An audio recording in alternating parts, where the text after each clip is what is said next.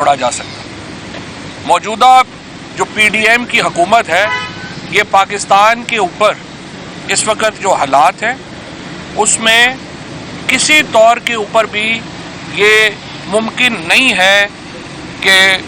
P D M میں جو جماعتیں یا جو حکومت اس وقت شامل ہے، پاکستان کے عوام جو ہیں ان کو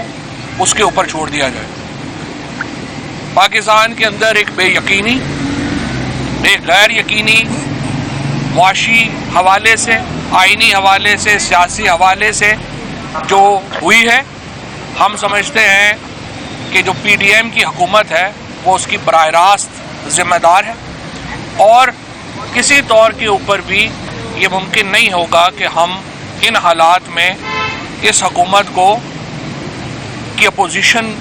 خالی چھوڑ دی جائے، اس حکومت کو ایک پاکستان کے اندر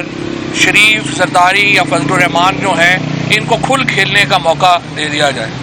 اس کے نتیجے میں پاکستان میں غربت بڑھے گی، پاکستان کی آئندہ نسلیں بحران کا شکار ہوں گی، اور یہ بحران جو ہے اس کو حل کرنے کے لیے ہم اپنی کوششیں کریں گے۔ جو ہماری آئیڈیالوجی ہے اس کے لیے ضروری ہے کہ ہم اس کے ساتھ کھڑے ہوں۔ ہم نے آج جو تمام ہماری جو پی ٹی آئی کی سابقہ لیڈرشپ ہے اس کے ساتھ ہماری گفت و شنید ہوئی ہے، اسد عمر صاحب کے ساتھ ہماری تفصیلی آج گفتگو ہوئی ہے، اس کے ساتھ ساتھ ہم نے رابطہ کیا ہے پرویز خٹک صاحب سے، اسد کیسر صاحب سے، علی زیدی صاحب سے، حماد اظہر صاحب سے، فروخ حبیب صاحب سے، شہزاد وسیم صاحب سے، تمام ہی جو لیڈرشپ ہے اس سے ہم نے رابطہ کیا، عاطف خان صاحب سے، شہرام ترکئی، یہ تمام لوگ جو ہیں ان سے ہم نے رابطے کیے ہیں، اور اب سے کچھ دیر پہلے شاہ محمود قریشی صاحب سے ہم یہاں ملنے آئے ہیں،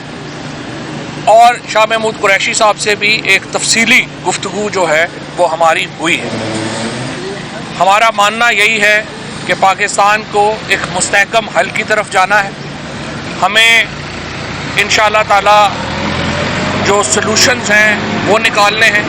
سلوشنز کی طرف جانا ہے، اور ہم سلوشنز کی طرف انشاءاللہ تعالی جائیں گے۔ ہمیں پوری امید ہے کہ ہم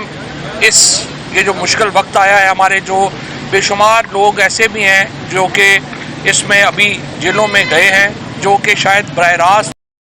تمام ہی لوگوں کے ساتھ بڑی اچھی گفتگو ہوئی ہے۔ ہم دیکھتے ہیں کہ اس کا حل کیسے ہم آگے نکال پاتے ہیں، ہم نکال لیں گے۔ اب عمران اسماعیل صاحب صاحب یہ بتائیے، سوال نہیں